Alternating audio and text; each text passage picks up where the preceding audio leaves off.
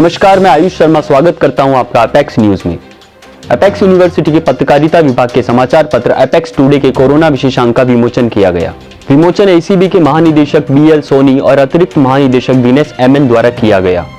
विमोचन के मौके पर पत्रकारिता के छात्रों को शुभकामनाएं देते हुए सोनी ने कहा कि इस कठिन दौर में स्टूडेंट्स के द्वारा समाज में जागरूकता लाने के लिए किया गया यह प्रयास सराहनीय है। इस मौके पर उन्होंने अपेक्स न्यूज रिपोर्टर अनु तंवर से खास बातचीत की। आइए डालते हैं एक नजर।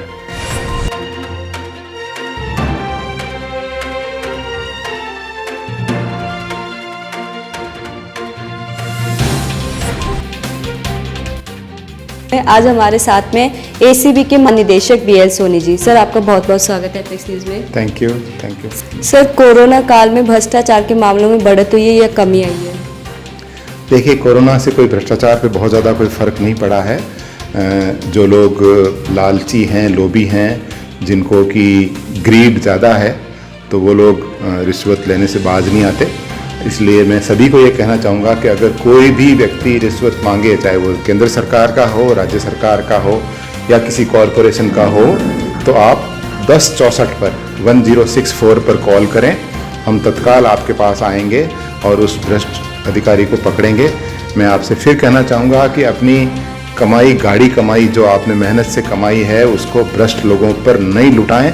हमारे पास आएँ, हम मिलकर के उस भ्रष्ट व्यक्ति को गिरफ्तार करेंगे और आपका जो वाजिब काम है सरकार में, उसको हम करवाएंगे। सर, विभाग के द्वारा हेल्पलाइन नंबर जारी किए, इस पर कैसा रिस्पॉन्स आ रहा है? बहुत ही अच्छा रिस्पॉन्स आ रहा है। एक तो हेल्पलाइन मैंने आपको बताया 1064 है, एक और व्हाट्सएप हेल्पलाइन। कई लोगों को लगता है कि व्हाट्सएप का कम्युनिकेशन ज़्यादा सेफ और सिक्योर है, तो लोगों की सुझाव पर हमने एक व्हाट्सएप हेल्पलाइन और शुरू करी है, जिसका नंबर है 9413502834। इस पे आप टेक्स्ट मैसेज भेज सकते हैं, ऑडियो क्लिप भेज सकते हैं, वीडियो मैसेज भेज सकते हैं। कॉल इस पे नहीं करें तो उचित होगा। आप टेक्स्ट मैसेज भेज दें, ऑडियो वीडियो भेज दें, उसको हम उच्चतम स्तर पर देखते हैं और तत्काल उस पर कार्रवाई करते हैं। सर, अपेक्स न्यूज़ के माध्यम से समाज को क्या संदेश देना चाहेंगे? यही कहना चाहूँगा कि अभी जो कोरोना काल चल रहा है उसमें सुरक्षित रहें, मास्क लगा के रहें, अपनी 2 गज की दूरी बना के रखें, साफ सुथरे रहें, बार बार हाथ धोने की जो हाइजीन की बात है वो करें, और हमेशा रिश्वत को ना कहें, और अगर कोई रिश्वत मांगता है तो उसके लिए 1064 पे शिकायत करें। सर, भावी पत्रकारों को आप क्या संदेश देना चाहेंगे? मैं यही कहना चाहूँगा कि हमेशा सत्य के साथ रहें और अपनी जो विवेक है उसका ज़रूर इस्तेमाल करें। कई बार हमारे सामने कुछ चीज़ें ऐसी परोसी जाती हैं जो हम सोचते हैं कि ये सही होगी, लेकिन उसमें अपना विवेक इस्तेमाल करना ज़रूरी है। उसमें हमें हमारा एक टेस्ट चेक करना ज़रूरी है। तो मैं यही कहना चाहूँगा कि सत्य के साथ रहें और सत्य की हमेशा जीत होती है। हो सकता है कि सत्य थोड़ी देर के लिए परेशान हो, बट पराजित कभी नहीं होता।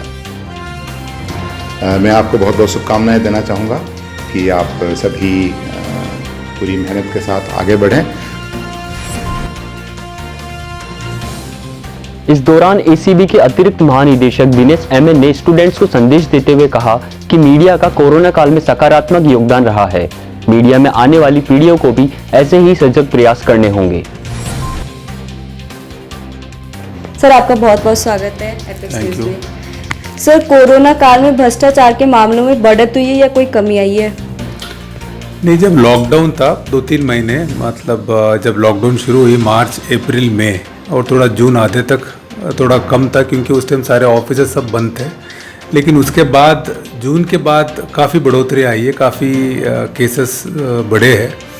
और हमारा मानना ये है कि क्योंकि लोग ऑलरेडी कोरोना से परेशान थे, लोगों के पास पैसा भी नहीं था, लिक्विडिटी भी नहीं थी, और उस टाइम में अगर कोई पैसा मांगे तो लोगों ने हमारे पास आके काफ़ी शिकायतें की और लोग उससे बर्दाश्त नहीं कर पाए। ऑलरेडी जिस कोरोना से और जो इकोनॉमिक इंस्टेबिलिटी की तरफ से भी हम लोग बहुत ओपन थे, और जो परिवादी आए उनको हमने मदद की, इसलिए शायद हुए होंगे, बढ़ोतरी हुए होंगे केसेस। सर, मैं ये जानना चाहूँगी कि विभाग के द्वारा हेल्पलाइन नंबर जारी किए, उस पर कैसा रिस्पॉन्स आ रहा है?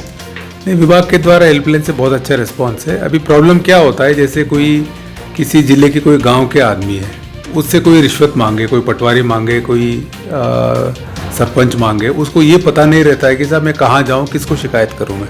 उसको भी पता नहीं रहता है कि जैसे उस ज़िले में अधिकारी कौन है एंटी करप्शन ब्यूरो के, और वो कहाँ मिलेंगे, उसको उतना दूर जाना पड़ेगा, 40 किलोमीटर 50 किलोमीटर।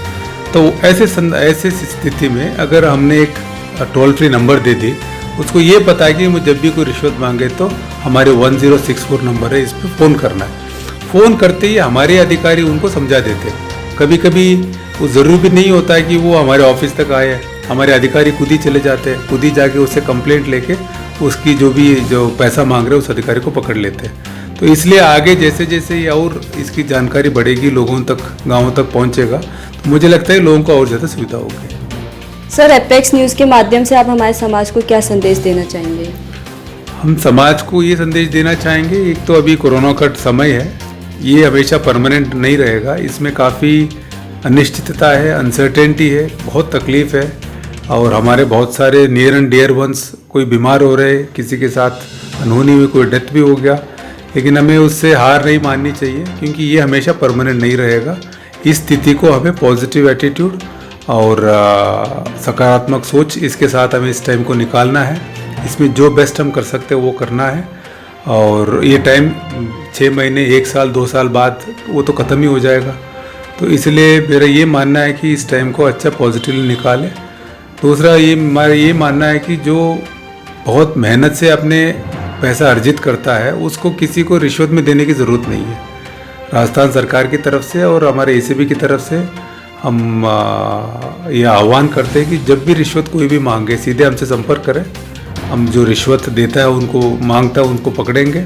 इसके अलावा इनकी जो भी वाजिब काम होगा, जायज़ काम होगा, उसको भी हम कराएंगे।